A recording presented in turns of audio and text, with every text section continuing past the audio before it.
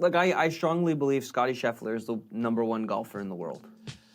I don't know how you can argue any other way. Yeah. I actually don't think you can argue who's #2 either. No. And I know there is a little bit of debate about that out there. I just don't know how.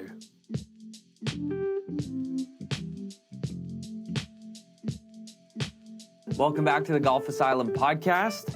Hopefully you've listened to our Ryder Cup rundown. Well, they'll be coming fairly close to one another. Oh, that's all right. We're working on a flow here. We're technically challenged. Yes, this podcast. that is 100% in technology and the golf game. Yes, without a shadow of a doubt, Michael. How are you feeling in the Post-Ryder Cup glow?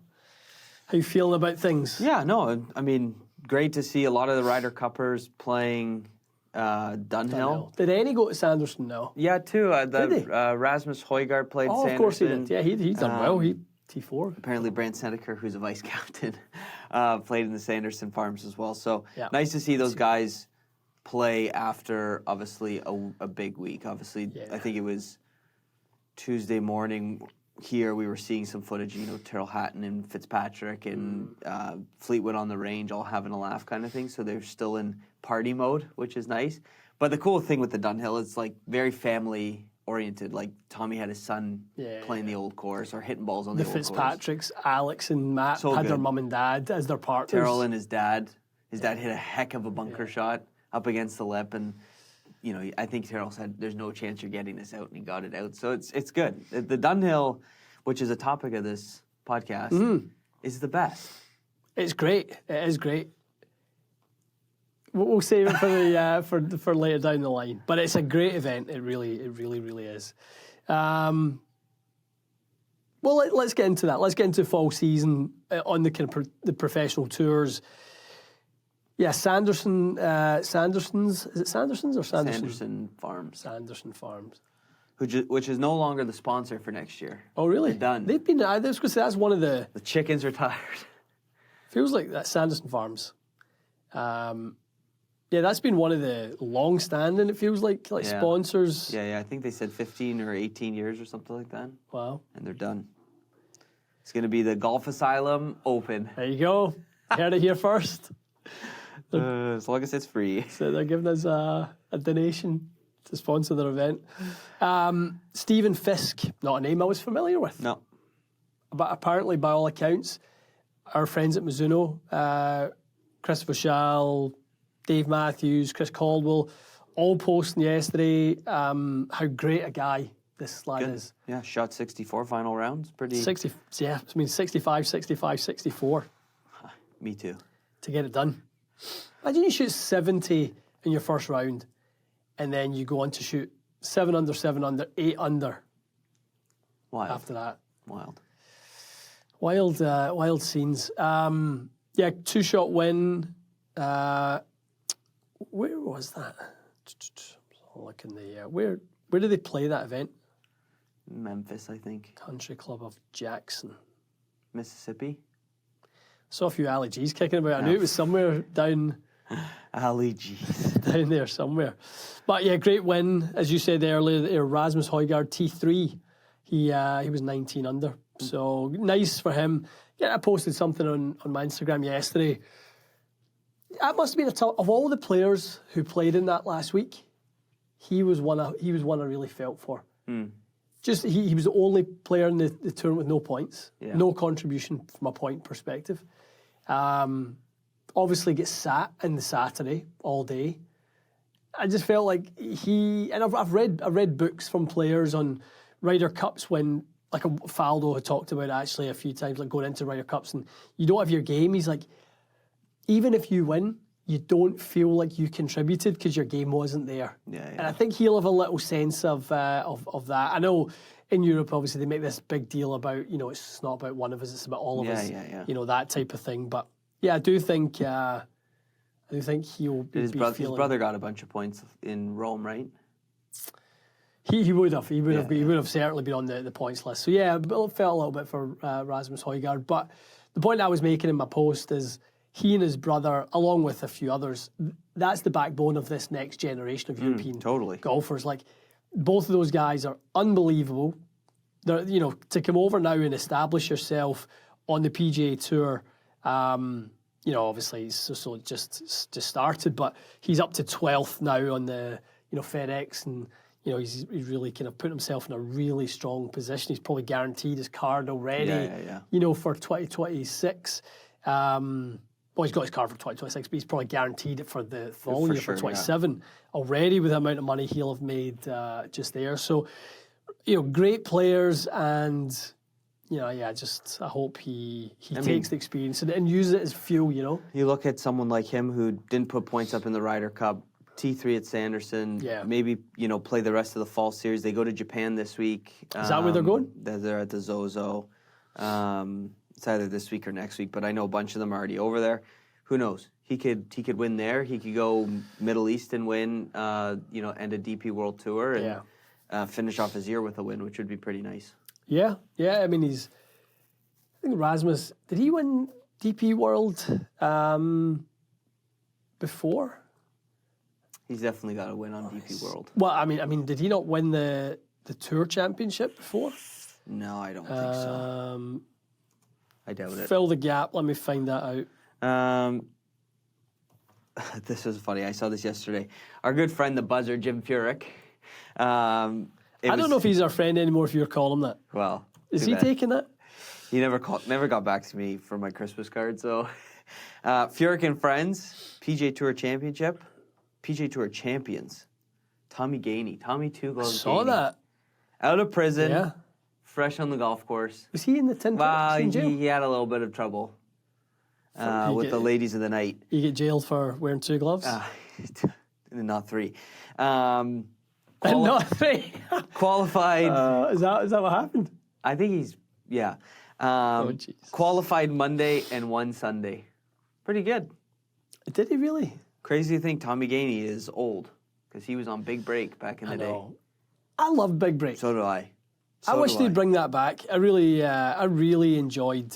I hosted the host of Big Break this summer. That's right, you did. And I told him how much I love the show, and he goes, they just one morning walked in the office and they sacked the show. Wow. I'd love to see that one. Come back. With AMs. Big Break, high handicap. Get Yeaman on there. My dad. Yeaman.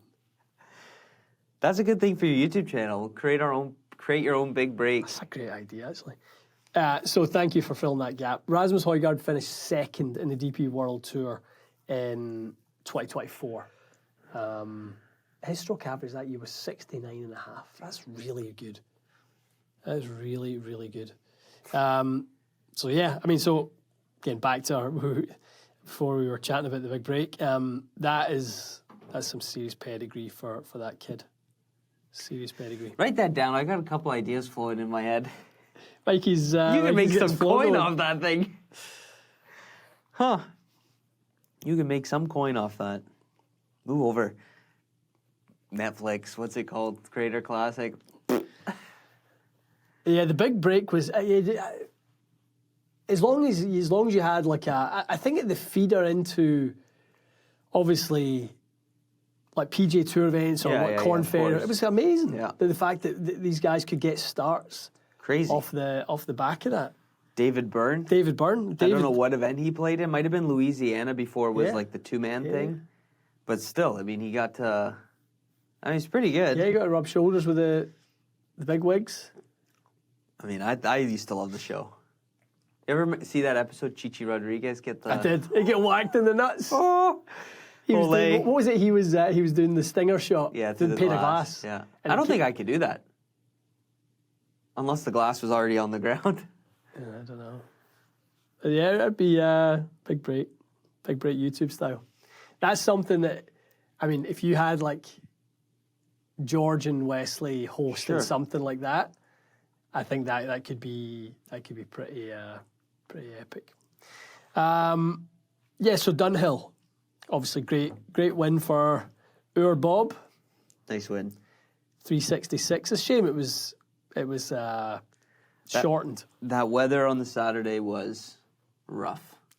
A friend of mine at their home club in the UK, they had a friend playing in the Dunhill. They finished third, which is pretty cool to see. but they were saying the Saturday they attempted to go to like the range to like there might have been a pocket to go play. Baskets flying everywhere, clubs dangerous, falling over. Yeah, like it's. I don't know if it was like a. What do you guys call it? It's not a hurricane. Gale force winds, we would call it. Just a normal day in Scotland. Like, Saturday. Honestly. Just another wet Saturday. What do you guys call it? Saturday in Scotland. Yeah, the weekend. We had a friend that tried to drive a car through an ocean. Oh, that's right, I know. It's terrible. See when you've seen people's pictures. Like, but he made it to work. He's a company man. Yeah, it was tough to see. Like you say, that's a great event. So good. It is one of the big events, and obviously, for whatever reason, right now with it kind of being the live off season, lots of live golfers are going to play DP World right now. I don't know how they're allowed. I don't know either. I'm not the DP sure. makes their own rules. Well, apparently, as of next year, from what I'm hearing, as of the start next year, their Live and DP will have a partnership. So it's not really the PGA Tour and Live that are going to have the partnership. It's Live and the European, which makes sense. I mean, those Live guys might as well play in those events because with with Live bleeding $1 billion, $500 million this year. I don't care how much oil you're pumping, that ain't going to last. Eventually, investors are going to say, this is a waste of time. And also, I think they're getting heat from the players who are basically... I mean, I heard John Rahm is campaigning for it to be 72 holes. He doesn't want the 3-round thing. I don't know. When I saw the numbers of what they're losing and stuff like that, like I wasn't expecting them to be gazillionaires, but that's a lot of coin. I know the first couple of years they paid a lot of guys and whatever, but I don't know. You're just burning money at that point. They like to do that. Give me a couple, man. I'll show you how to do something with it. Big break. Yeah, I don't know. It's unsustainable. It would seem those numbers it can't last. Yeah. So welcome back to the DP World Tour.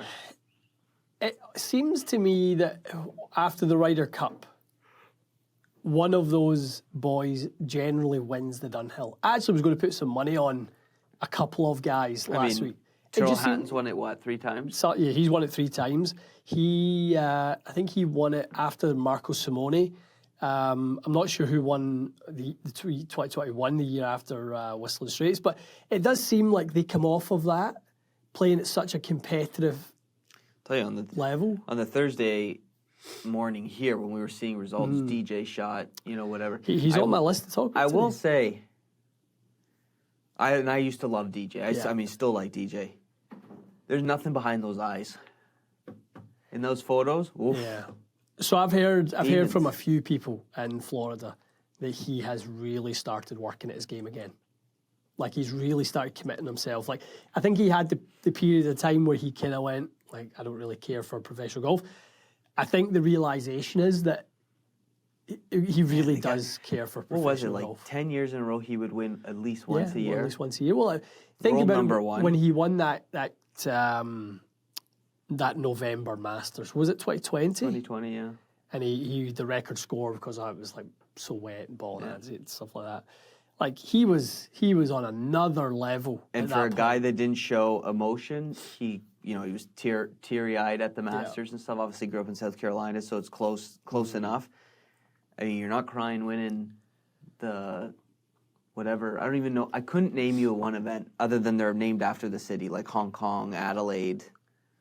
Yeah, like well, he was whatever. He was pretty good on there when it first started. Yeah, but I think he just I don't know. Fell out of kind of, I don't know if it fell out of love, but he stopped being competitive, didn't he? Yeah. So, but I have heard that he's working really hard at his game again.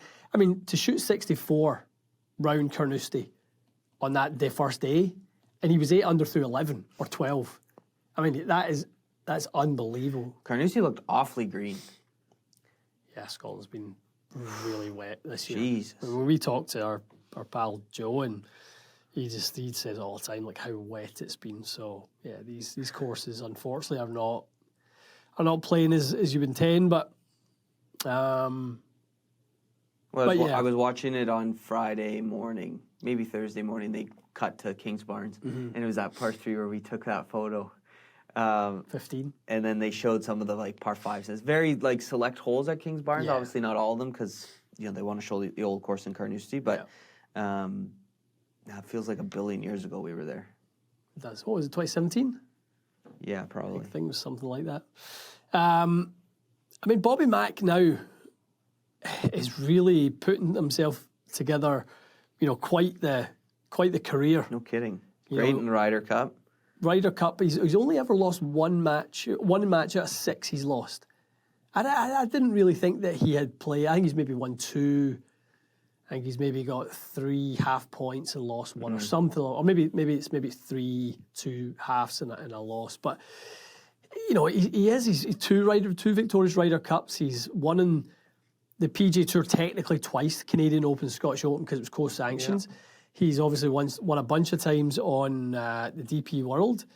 I mean, it's and he's just another one really of the lads. He talked about when he lived in the US for a brief period. He's like, I'm just not that guy. He's like in Oban, I'm just Bob. Yeah. And he said that's what I like to be, Bob. Totally. And I mean, in today's world, like, you can fly commercially or private, those boys, anywhere, anytime. So why, if he wants to be at home, I don't blame him. Yeah. I mean, don't get me wrong, I'd give up home for a wee bit of Florida in the winter, but... It's interesting, but it just goes to show you, that, I don't know, he's so grounded to his roots. When you take him out of that environment, he isn't obviously where he wants to be. But yeah, no, good win for him. Tyrrell Hatton second. Just this is so good in that event, isn't he? He loves it. He's so strong in that event. Some other good names. Brooks Koepka playing pretty good. He played pretty solid. Who else do we have? Obviously Fleetwood and Fitzy in and around T21. But when you see somebody like Bob shoots 366s in that wind, how is that possible? Insane. I know the links gives you, because you can play the ball on the ground. Still though. In North America, I think it's one of those things in North America where when it's windy and you can't play the ball on the ground, you're screwed. When they can play it on the ground like they can, like he said his round at Kingsbarns, I think he said on the Friday, he said, that was as good as I've got. He said, that was as good as I can control a golf ball. And those wins, he said, that was literally the best I can play. And it's just using the ground to your advantage. I saw one shot, DJ hit like a 9-wood. I don't know what distance it was. I'm going to guess it was he probably hit 9-wood from 200 or 210. And he obviously hit it and flushed it. And him and his caddy both went 4! And they literally were like, well, this is going to kill someone. Jeez. And it ended up landing 40 yards short of where they thought it was going to, just because it got eaten up by the wind. It's just such a different game, for these guys when they get to play winds that are that strong. But the Dunhill, a prestigious event, to me, it is so adversely affected by the placement on the calendar. They're always playing it in, beanie hats, woolly hats, gloves. Yeah. They're just, I don't know. I'm sure they love it, but it could be a whole lot better if they gave them a slot at the start of September or something like that. If it had a different, now it's difficult because it's a very congested part of the season, but really, no PGA Tour players. Well, I suppose Fleetwood and Fitzy and those guys when they're trying to compete for it. That's the problem. You got playoffs and stuff. Maybe do it earlier in the season then. Maybe do it in May or something like that. I just would love to see it go to a different part of the year where it became a more enjoyable experience to play the old course. Imagine, the people who are there, you could then, play the round and then they could play another round somewhere. Because the daylight is just, that's a good point. It is. I just think it could be a lot better if it wasn't in that slot. Yeah, no, good point. You don't remember the old Dunhill Championships, do you? No. When it was a team event? No. Look that up. It was amazing. At the same time of year, we used to go through and watch it, and it was a three-man team. I remember one year was I want to say like Tiger, Duval, and O'Meara were the US team one year. Like, it was unbelievable. Crazy. It was like the best, team. and they were playing match play, and it wasn't like you'd play 18 holes, so however many up you were up, that was your collective score. So it's not like you were 5 up before to go and the game's done. You just kept going, and it was really, really good. And then obviously the old Volvo match play at Wentworth was another one. Right. At this time of year was unbelievable. So good. So good. Golf's really missing. We said it in the last podcast, but match play events like that. Yeah. The European Tour used to have a lot of match play. Interesting. Yeah, which was great. Yeah, the 72 holes, I mean, they're fine, but you're right, match play. We get a lot of 72 holes, don't we? We could get enough of that. Match play's fun. The guys hit different shots. Yeah. And if you look at it commercially, you can easily make, maybe it's not the best thing for the players, but you can make a 4-day tournament a 5-day match play event. Totally. The way they used to do with the World Match Play, it was Wednesday to Sunday. I don't know. I think they've got to find a way of coming back to some of the things that were so successful back in those early days. But I'd love a different slot in the calendar for the Dunhill. Yeah, no, I agree. Give them some better weather. Yeah, I just think for the pro-amers and like I saw a video or a clip of Catherine Zeta-Jones trying to hit a tee shot, and like it's coming in sideways. She about missed the ball. Yeah. And she's an okay golfer. Yeah. Like decent swing and stuff like that. She basically get blown off her feet. It's just like, that's not really. It sucks. It's not like it's inexpensive. Especially when you look, those people are looking forward to that event all year. Absolutely, it's the highlight of the year. Yeah. Yeah. I saw some photos of the gifting and stuff like that the participants got. Now, it's very expensive to play in the Dunhill, but the gifting, my God, sign me up. Yeah. If that's a one life goal just to play in it once, I think it would be amazing. You're in there for the gifts. Keys and gifts. Where's the iPad? I'll take one of those. Jesus crikey. Yeah, it's a good one. Obviously, the AT&T as well. The other big one. I just think if you'd won in February, isn't it, AT&T? Something like that, yeah. It's kind of somewhere in the kind of mid-February, and then you had like May for the Dunhill. I think that would be quite nice. In between sort of that's busy, isn't it? You've got the majors and maybe if it was between like the PGA and the US Open or something like that. Canadian Open. Yeah, great event. Great event. All right, Michael. The weather, not that the weather reflects it, but we are coming into the off season. I know.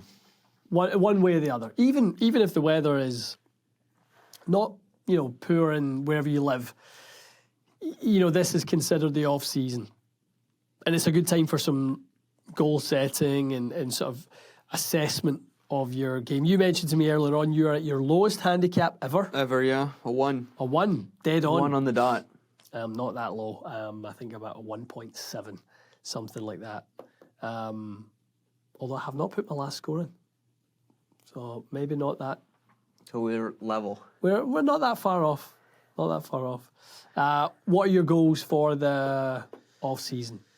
Oh boy. I mean, I would say, to be honest with you, the golf goals I haven't really thought of too much because I'm going to say speed and then not do it. So just going to let myself down. I would say it's more of some strength goals for this winter. Right. Okay. Move a bit of weight, lose a bit of weight. And just get a little bit stronger. I think I'm definitely, from a few years ago, definitely quicker, hit the ball a little bit longer with the driver. Yeah. Hit the driver nicely.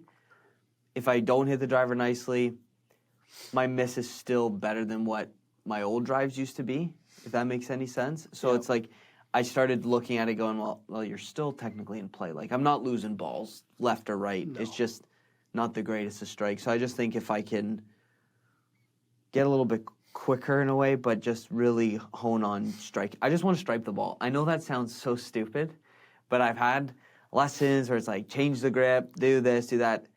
I don't care for that. I have a bad grip. I need to live with it, and I just want to find the center of the ball, center of the club every single time. Stripe show. You only in your mind have a bad grip because you've been told you have a bad grip. Yeah. And been told that I'm bad with putts left or right. That's all you. Not anymore. Oh, well, let me tell you. At the time, you had this like closed to I still open have a wee stroke. bit of it. It's much better. Yeah, it's much better. Depressed. No. It's definitely a lot better than it was.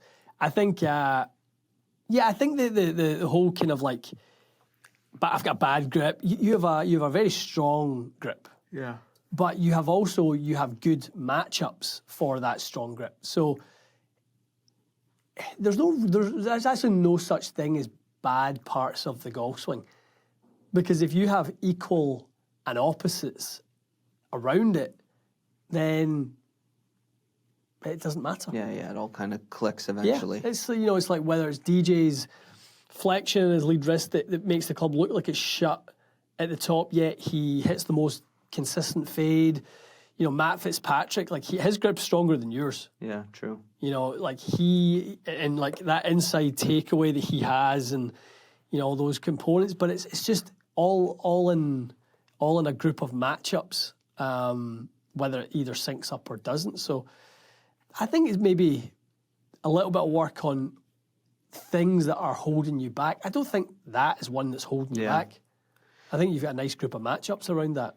Yeah, I think the tough one is, well, we've talked about this before, like my swing can adapt to changes pretty fast, and then it works really nicely for a bit, and then it kind of loses out of sync, like, too far out, and then all of a sudden you feel like I need to hit more draws, more from the inside, and then I'm too far inside, now I need to feel like the club's away from me. Like, I'm in that right now. I was there a couple weeks ago. So I really want to, like, figure out this winter, and I've said this to you before, sometimes I stand over the ball and go, I don't even know if I'm standing in the right place, which is so dumb. Yeah. So I just need to find out exactly, like to the millimeter, where the best ball position is, where I feel the most comfortable, where the most success is in strike. I feel like if I could just clean up iron strikes, my iron play needs a lot of work. Mm-hmm. That's the goal. The iron play needs to be better, because there is some nice strikes, but to be honest with you, most of them are pretty poo. A little bit scratchy. Yeah. Okay, so some strength goals and improve your iron play. And maybe replace the 5 and 6 iron. Well, that's not bad if you only have a couple of clubs in the bag that you feel like are kind of letting you down. Yeah, it's those two. That's it. The rest are fine. The rest are in good shape. The rest are fine. You? Okay.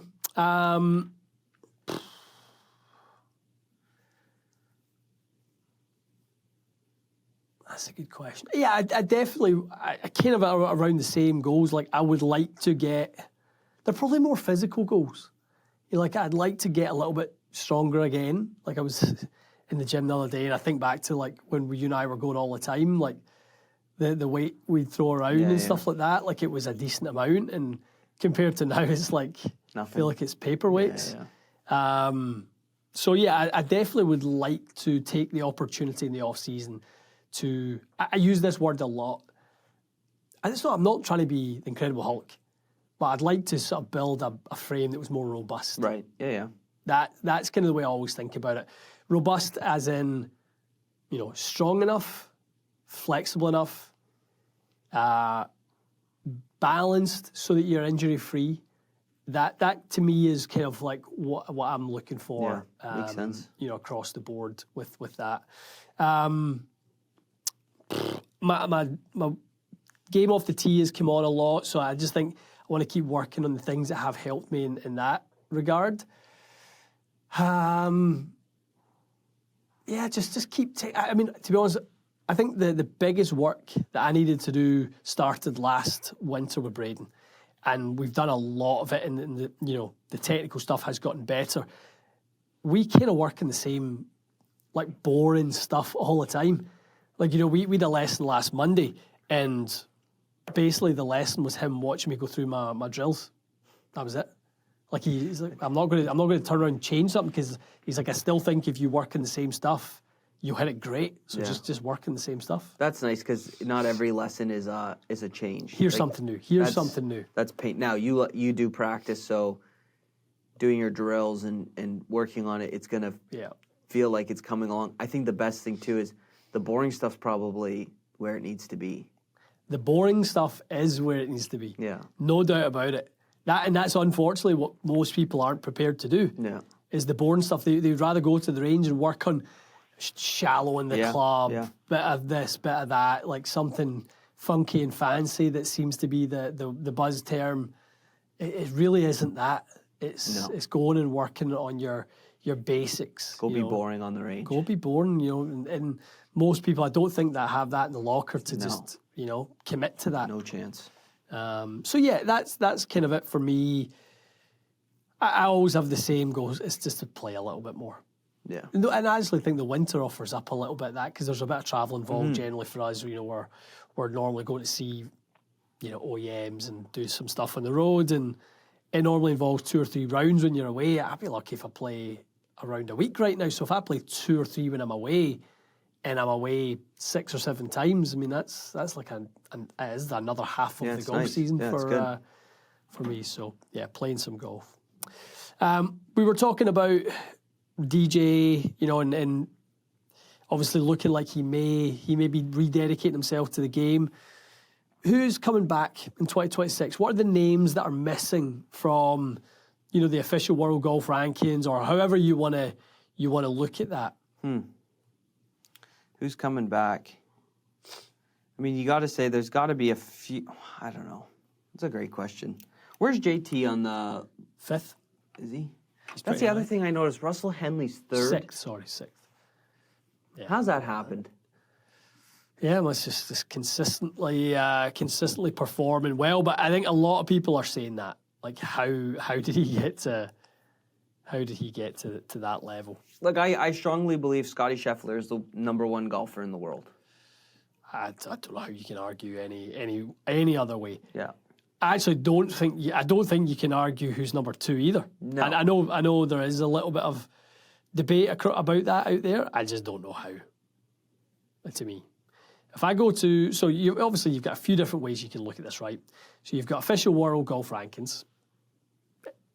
Lots of people have the belief that that's pretty flawed. I would not be against that thought. So if we look at that, right? So we've got the current top 10 players in the world: Scotty, Rory, Henley, Xander, Fleetwood, JT, JJ Spawn, Bobby Mack, Morikawa, and Harris English. Again, Morikawa is an interesting one that's in there. No. Well, if you go to Data Golf, and you guys in the podcast will have heard me reference Data Golf a fair amount. If I find you, to your point there about Morikawa on Data Golf is 30th in the world, based on obviously his game, his strokes index, his Data Golf Index they call it. So where he is on that, he is actually number 30 in the world. JT, like you said, is, probably you were surprised when maybe you heard he was 6th in the world. 100%. He is 22 on Data Golf. Okay. Henley actually is 6 on Data Golf. So his 3rd in the official golf or World Golf Rankings is actually not that far away from his Data Golf. So regardless of which one you think is right and wrong, Scotty and Rory in both are the top 2. So I think that's fairly safe that it's top 2. Where the mismatch is next is Rahm. Rahm is number 3, and he's actually only 0.03 of a stroke, if you want to look at it that way, behind Rory on Data Golf's index. Interesting. So he's effectively strongly the 3rd best player. And then actually Tommy is number 4, not far behind Rahm actually. And so the top 4 are actually a little bit separated. Then Ben Griffin's number 5, which is interesting. I mean, Ben Griffin's had a great year. A great year. 2 wins, bunch of like second to Scotty in that Napa event. I mean, he's really really stood out. His game's unreal, without a doubt. So who's on that comeback trail? What are some of the names that you miss seeing in actual contention? Right, you've got Brooks, you've got DJ, you've got Spieth. I would love to see Spieth do something. I was a big DJ fan, so I'd like to see him come back. I mean, you know, the best thing to happen would be see Poulter come back and do something, but he's not. Just have that age, isn't it? Like those boys, the Stensons, the Poulter. It's a little nostalgia that wants that for us all, isn't it? Tiger. I'd like to see him play in April. Would be nice. I'd like to see him play something. But I think maybe we'll see him at father-son if those boys play in that. Yeah.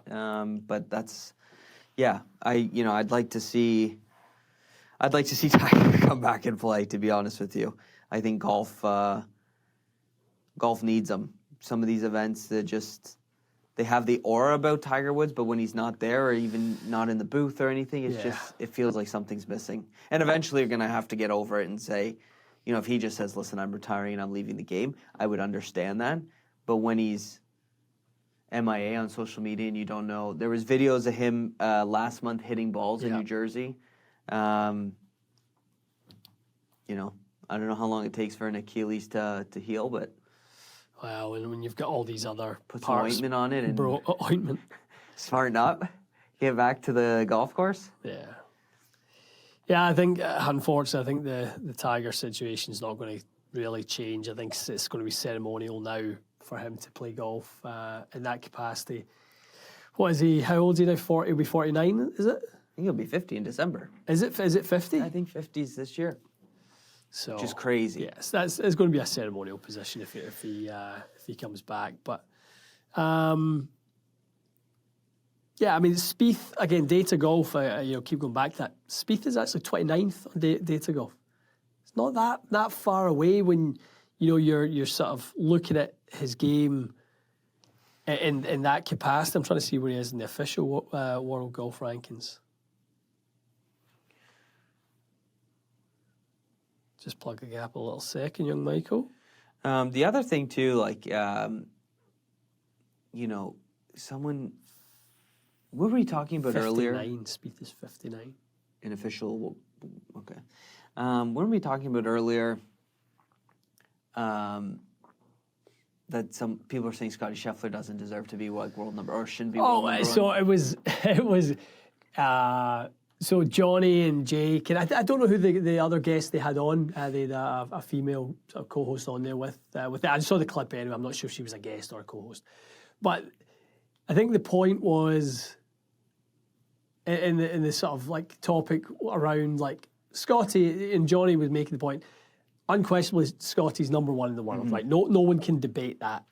And then and Jake kind of made a face I don't know, and he had a bit of a counter rebuttal to that at the point where Scotty rose to his kind of prominence and started winning regularly, Rahm had quite a sizable lead in the official World Golf Rankings, and it wouldn't have been as easy for Scotty to win as much if there was another dominant alpha dog in there, which is, very, very fair. And he got, you can imagine, that especially in a snippet, Jake posted some of the comments he was getting from people. And then I posted, I'm like, boys, come on. I'm like, but there was people the bile that he got sent his way was horrific. Horrific. Well, social media is a bad place in general. Oh, man. It's just, for people to think that's okay to write that to someone is horrific. Yeah. It's listen, I've never sent a DM to someone. The only one I've done it to is Boucher, because I agree with what everyone says. He's a fake and all that. But Charlotte. I've never. It's not, maybe I don't have the time or I don't have the care in the world. You don't have the character to do it. It's just wild that people are that miserable in life to just poo on someone's parade. It's terrible. It's absolutely terrible. If you don't like it, unsubscribe, unfollow, delete, I don't know, block, whatever. Or disagree. But don't you don't have to say the things you say. To be honest, somebody who's doing that anyway has some serious stuff going on in their life. Oh, for sure. To have our body from a biological makeup, you know, if you have that amount of toxicity that is going through your brain where you can think of things in that way towards people that you don't know, your life is out of whack. Your life is totally out of balance. And, you know, if that's a, you know, have a look at what you've got going on around you and fix that. And I guarantee your mind is not taking you to say those things to people if that is the way, you know, if you get those other bits in your life in order. It's just... No room for toxic people in my life. I just think it's a shame because somebody's going through something. If they're writing stuff like that and they're putting stuff like that, they're going through some rough stuff behind the scenes. Totally. If that's the way they are. So, but their point is that, you know, is Ram the real number one? No. No, he's not. Like I think he's the real. Like you made a comment, he can't win on live. He hasn't. Well, he has last year, but like last year, that's in the past. That's the toxic life. But like, I don't get the argument for Ram being, you know, the dominant player when you've got another guy on the live who won 5 times this year. No one wants to talk about, you know, Wacko Niemann. Yeah. Or Niemann. Nobody wants to talk about, you know, where he's at. Now, obviously, he's dominated on live. I'd say he has dominated from a wins perspective. He never even won. Did Bryson win on live this year? I feel like he might have. I'm not honestly sure. Yeah, I'm not 100% sure. But Data Golf has him at 7 for what it's worth. He's actually 22 in the world. He's third in live. Yeah. So I would imagine he won it at He's some won point. 3 times on live, but I don't know when. Yeah. No, I'm not sure. But yeah, there's only one number one. I think there's only one number 2. I think for me right now, Tommy Fleetwood's the 3rd best player in the world. Yeah, I agree. I think, I think Ram's 4th. And then after that, take your pick. This data golf's great. It's amazing. Who started this? Some nerds. World class. No, some smart cookies. Some nerds. Some smart cookies. Like, you know, you look at all the, you know, golf course fit tool, course stat table. Like, I mean, the stuff that you can get into in this is just... But this is the future, isn't it? This is the future of We're in the future. Of our game. We are in the future. Yeah, so we're hoping for some... I mean, the names I think we want to come back, Koepka, Spieth, DJ, and the other names that we would like to come back is nostalgia.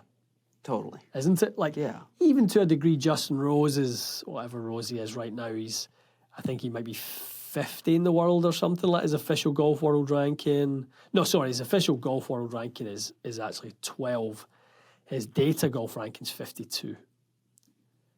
So obviously Rosie's been playing great, got that great win in the back end of the year. And he's hanging on to his kind of PGA Tour or his professional golf career. He's probably got 3 or 4 years left at a really good level, which is amazing. It'll take him up to his 50s. Totally. But yeah, I don't think there's too many. I think we're just in a transition out of the old and into the new. Get some young pups like you know, I'd love to see Ludwig have an unreal year next year. Yeah, I mean, I think that's the type of star. I think he's a major winner for sure. I think Maverick McNeely has potential to be a really, really top player in that kind of, you know, top 10 Morikawa-esque, you know, type of performances. I think Cam Young has the potential to be a top 5 player in the world. Yeah. I think he could, he has every attribute to mix it with the current top 5 in the world. He really, really does. I mean, certainly Ben Griffin is, you know, certainly 5 on data golf. 5 on data golf. He's 11 in the world golf rankings. He could certainly be there. He's got all the tools to have more in the locker than Russell Henley, that's for sure. Yeah, crazy to think he left golf a couple of years ago and was a mortgage broker. Mortgage broker, yeah. Selling, was he selling second mortgages or something like that? Something like that, yeah. Crazy. what excites you for 2026? What do you look at right now as we sit here in early October and we're well into the fall season now, or we're certainly into the fall season now? As you sort of look at the calendar, what gets you excited? What gets me excited? Where's the next golf trip in 2026? Yeah, I mean, I to be honest, I haven't even thought of it. I'm excited for the Masters. I think a Masters that's not dominated by, will Rory go over the line? Oh, yeah, that stuff. Okay, yeah. No, that makes sense. I mean, the tough one's going to be now, what does Scotty have to win? He's still got the US Open. He's still got an Open and a US Open to win. No, he won the Open this year. No, he's got a US Open. So he's got 3? He's got 3, so he has to win a US Open to get a career Grand Slam. Spieth needs a PGA career Grand Slam. So, yeah, I mean, you're right. Yeah. The Masters will have a different narrative, because they don't need, Rory to win the career Grand Slam. Yeah, that's a good point. I mean, yeah, I'd love to see Scotty get career Grand Slam next year. Mm-hmm. I think it'd be huge. That's awful. Scotty winning at Portrush is blank in my mind. Even as I'm thinking, I can't think of a picture with him with the claret jug. Oh, yeah, I can't picture one shot he hit. I mean, only in that par 3. Yeah. That's the only shots I can. If you said to me right now, who won the Open? I think there was a hole, like the 10th hole or the 5th hole, he hit a shot and apparently he farted. I remember that. Yeah. I remember that. Yeah, so true enough. So he has a chance to do it a lot earlier and a lot less painfully. But I just think Rory hasn't played a pressure-free Masters since he blew up on the back 9. I don't think that was his first go round, but it was the first time he had a chance to win it. Yeah, when he hit that lip of that bunker. That was I think 2011? 2011, yeah. Because he won the US Open at Congressional right afterwards. That's right, yeah. But I don't think he's played a pressure-free Masters since then. Well, it must be nice he can just stroll around Augusta National. Well, what is that going to be like for him to kind of have a bit of a... Yeah, I mean, maybe it unlocks something where he's like, maybe he wins again. So that's what I'm excited for. I think... Justin Rose. I'd love to see that guy win. I feel so bad for him. No, I'd love 2 to playoffs. Love to see Rosie get one. I think Scheffler's going to be ready this time. Obviously, he's not going to be coming off of his hand injury he did at the start of this year. So I'm most excited to see those two duke it out at the Masters. That, as we sit here right now, that's what I'm excited for. Yeah, that's good. I like it. Anything else on the agenda for next year? Where's the Opens? Is it Birkdale? Yeah. US Open is at... Oh, my goodness. I don't even know where the US Open is. 2026 US Open is at future sites. Let me see here for you. Oh, Shinny. Lovely. Shinnecock. Oh, wow. Interesting. 2027 is a big year. Obviously, I'm probably slightly biased towards a home Ryder Cup. I can't wait for, especially after the one we just had. We have an Open Championship at St Andrews, and we have a US Open at Pebble Beach. That's a big year. That's a big year. An Irish Ryder Cup, a US Open at Pebble, and an Open Championship at Pebble. Crazy. Massive. I'm really excited for the run the US Open's going to go on now. I don't like when they go to some hokey... No, Oakmont is not hokey. I love that they were at Oakmont this year. But the run we've got in the US Open upcoming, Shinnecock, Pebble, Wingfoot, Pinehurst, Merion, Riviera, back to Pinehurst. Back to Pebble, then Oakmont again. I'm surprised how long the tours lasted at Riv.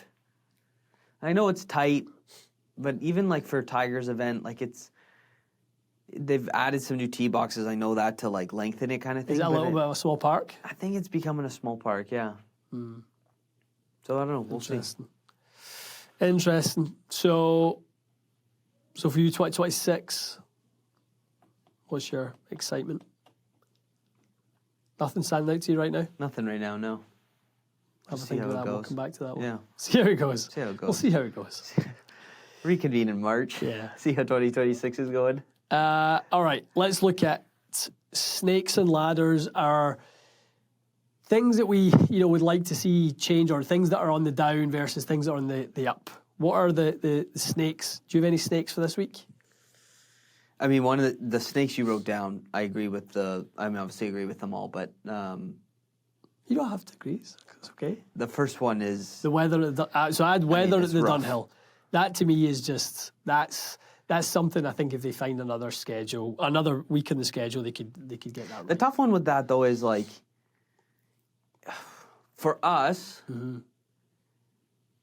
going there is what we expect. Obviously, not to a gale force. Yeah. But your waterproofs are packed. You're packing extra gloves. You're packing extra layers and stuff like that. It's one of those where it's like, it's just, I guess to me, it's like, well, it happens. It is what it is. You're never really going to get perfect weather over there. You guys get 1 week of South France weather, and then it's back to pish the whole time. The irony is that our best weather period right now is happening at the end of April, start of May. That's the best period of the year in that neck of the woods. So, yeah, if there was another window earlier in the season, I think it would be very advantageous. I totally get it's tough. Yeah. Hard to fit it in the back end of the season. I think it would have to go in the early May sort of time. Another snake for me, Michael, is a lack of meaningful events between now and really the event in Hawaii. If it even is played in Hawaii, I think the Kapalua is struggling. I don't know if it'll be played there. But I mean, even the Live Tour. That's why these guys are playing these. We were saying that again. They're playing these DP World events because they're not going to play until February. Yeah, nuts. That's a lot of time off. I think Riyadh probably is the start of their season. Right. Yeah. So yeah, that to me is there's a lack of meaningful events post-Ryder Cup. And the third one for me is the president of the PGA of America. A bit of a donkey. Don Ray. You see his LinkedIn post? No. That's where he went back and he was like, I'm not going back on my word. I say things the way I say it, and that doesn't reflect anyone. Well, you're stupid then. Yeah, the one thing he said in it was what I say on social media or anywhere publicly is it's all me. It doesn't reflect who I work with. Well, you run the PGA of America, so what you say reflects on you. And your opinions are your opinions. People can have good ones. People can have bad ones. And then this is maybe a little bit of just the nitpick of the detail, but if you're presenting the Ryder Cup and you get it wrong that someone won the Ryder Cup, when you say that they retained the Ryder Cup, and some people can mean that, but there is retaining the cup, and there's winning the cup, and those two are very different. Totally. And it's a lack of knowledge, awareness that you're using that terminology. So I thought that was pretty dumb. He's deleted his post. Has he? Aye. Yeah, I'm not surprised. He's going to get removed from his position. I think so. I mean, he says it doesn't reflect the people he works for. Well, you're the president. You're like the president of the United States. You're the president of PGA. You're president of something. 100%. Whatever you says reflects on the people that 100%. live there. Our ladders, our bright spots of the week. I loved seeing Max Homa play well. Mm-hmm. I think saw Jonathan Yarwood, really good follow on Instagram, post some 2024 swing footage versus now. A little bit of the work he's done, really looks like he's swinging well, he's scoring well. Talk about who's coming back in 2026. Max Homa's coming back in 2026. He'll be a bright star in that President's Cup team, I think, and he's someone that could very well forge their way into the top 10 in the world again. He's someone that could be a big play, because he has a personality, doesn't he? Yeah. He has a big personality. Yeah. I'd like to see him play well. Bobby Mack, obviously. Got to give. So good. Got to give daps to 366s. Like we said, he's so down to earth. I thought the post was so him. So when he was lifting the Dunhill Cup or whatever, it was so him. So I know people over in Scotland. Obviously a lot of people over in Scotland that he reminds me of a lot. Yeah, I've got family that are very just him. Yeah. You know, he picks up the thing, and in front of the TV, they pick up, oh, it's a big beast. I'm sure he wanted to call it a big bastard instead, but he called it a big beast. And I mean, if you could, for someone who doesn't drink and someone who couldn't look at a drink right now for a long time, if you could share a pint with someone, it'd be Bobby Mack all day. Right now, current playing, you know, from this year, Bobby Mack. I think it'd be a laugh to play golf with him. Although he looks quiet on TV because I think he's just shy, I think outside of that, he's just downright, you know, personal. Would be a good laugh. Yeah, I agree. I totally agree. Come on the pod. Get him on. It'd be great. It would be a good friend of mine was his first coach when he came out on tour, David Burns.